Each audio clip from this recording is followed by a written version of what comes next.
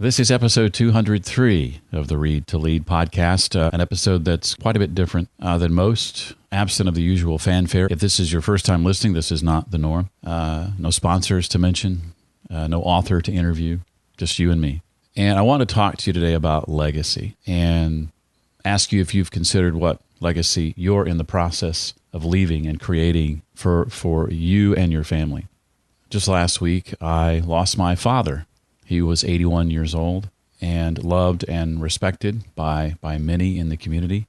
But I had no idea how many until this past week.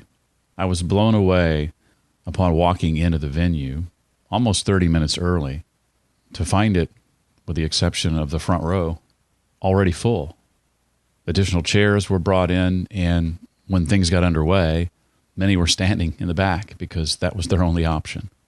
And I remember the pastor pointing out that normally when he leads a service for an elderly person who has passed away, there's often, a handful of people in the room, immediate family and maybe some extended family, and that's about it.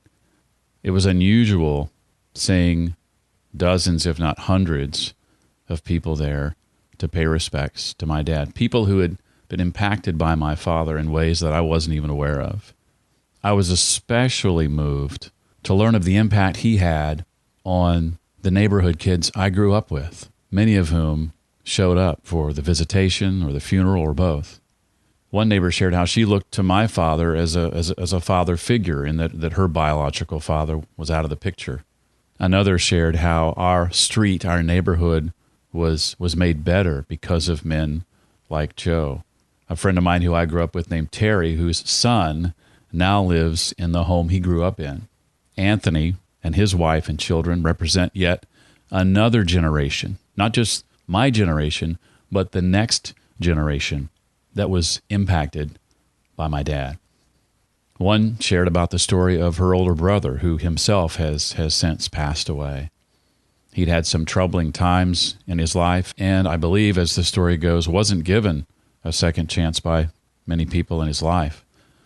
But my dad was one of those who did give that chance, that second chance, who offered him a job when a job for him was difficult to find. You'll hear from some of these folks personally toward the end of this episode, as they were kind enough to answer my request to share some of their thoughts. Why am I sharing some of this?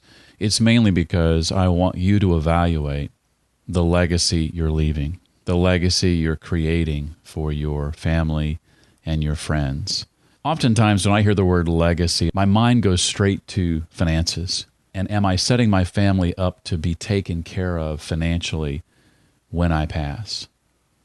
But obviously, legacy goes far beyond that. I was not prepared for the amount of love and respect and just the number of faces I saw this past week, people who came from far and wide to pay respects to my father. And I know that's the kind of legacy I want to leave. That's the way I want to be remembered. And so the question you may be asking is, well, that's great, Jeff, so how do I do that? My dad was a man who treated everybody the same.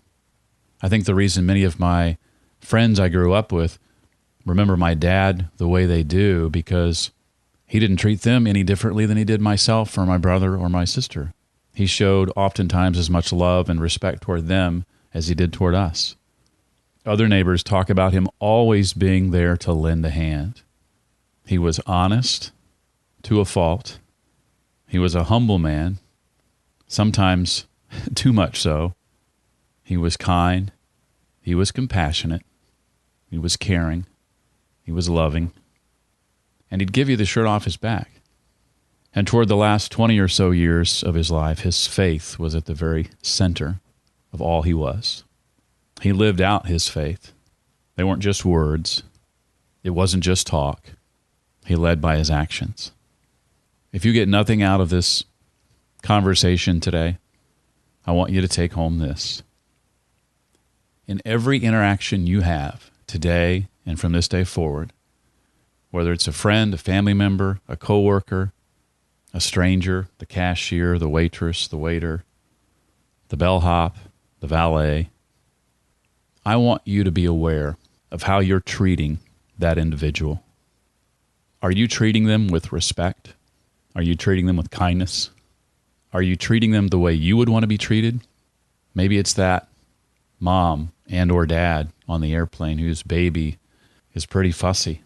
There was a recent story along those lines in the news of a young woman who didn't take too kindly to that loud baby and made it known and ended up getting removed from the plane, if I'm not mistaken, and her job may be in jeopardy. Now, treat people kindly, not just because bad things might happen to you if you don't, but because it's the right thing to do. That parent who's struggling with that child on that airplane could probably use a smile from you rather than a frown. Could probably use, if just the offer of a helping hand, even if not needed. I know that when I go, I want the children who are around the adult Jeff decades later to be at my funeral because of how I made them feel. And I want the same for you. Now, I realize this is not earth-shattering advice to treat everybody the same, to treat others the way you would like to be treated, to be kind, to be compassionate, to be caring. But I believe we don't very often think of being those things in the context of our entire lives. It's those little things that add up to legacy. Take any individual moment from my dad's life, and you might see a lot of ordinary. But what I saw last week was extraordinary. Don't miss out on the opportunity to impact those around you, even strangers, with the little things. The things that are so easy to do, really. It may be these same people at your funeral years from now impacting your children with their stories. That, to me, is how you leave a legacy. Thank you for permitting me to share some of these personal thoughts with you. I understand that not everybody has or had a great relationship with their dad. And if that's you, I'm truly sorry that those are the cards you were dealt. I hope you'll apply what I've shared here today to everyone else around you, and not to allow the absence of a father altogether or the absence of a good father to stop you.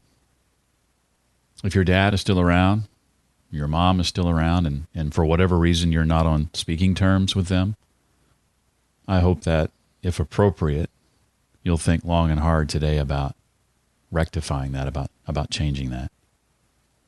If you do, however, have a good relationship with your father, if he's still here, hug him extra tight today. Give him one extra I love you or kiss on the cheek today. Call him on the phone and tell him how you feel. Thank you. My name is Rose Beasley, and I did not have the privilege of growing up on Beulah Street, but I was fortunate enough to marry someone that did. The stories that I've heard about how the kids all played together and how everyone looked out for one another, how hard the dads worked and took care of their families, makes me envious that I didn't get to live on that street. I think that it's amazing that several people still live there and will probably live there until they pass away. My son now lives on that street, and my grandchildren are getting to experience a little bit of Beulah land, as one of the neighbors calls that street. Joe was a very hard worker. If you needed anything, you could just go borrow it from Joe. He never hesitated. My grandkids thought a lot of Joe. He would give them $1 for helping him check the mail or helping carry groceries in. My grandkids always take Christmas cookies to their house. I just think it's an awesome place to live, and Joe was a big part of that, and he will be greatly missed. My name is Terry Beasley. I grew up across the street from Joe Brown. I've got two brothers. He always referred to us as the Beasley boys. Joe was a hardworking man, a great neighbor. As we got older in life, became a really good friend. If you need anything, you just go across the street and ask Joe. My son and his wife and kids actually live in the house that I grew up in across the street from Joe and Peggy, and they've became very close to Joe. Joe would send Christmas presents over to the kids, and it's hard to say what makes a good guy or a good man, but Joe had it all. Anything you needed, he was there for you. Anything. He's going to be truly missed by our family, and I know my grandkids are going to miss him very much. Just a few thoughts about Joe Brown. He took care of his family. They always had just a nice house. Everything was proper, taken care of, neat and tidy. And he took pride in the appearance of his home and garden. I never saw a weed in his garden. And he was generous with his vegetables. He shared his tomatoes, and he got as much joy as giving them away as my stepdad got in receiving them. And he would mow the front yard of my parents' house when they couldn't. And he would never take any money for that. And I remember one time my husband was able to mow the front yard for Joe when he was away, and my husband said that he mowed the grass like 4 times to try to make it look as good as Joe made it look, because he wanted to make sure that Joe would be happy with it. And when I would visit my parents' house, I would look forward to seeing him on his porch. Joe would always have a wave and a smile, and he'd welcome you to the porch if you had time to sit and talk for a bit. He's going to be truly missed by our family. He will be greatly missed.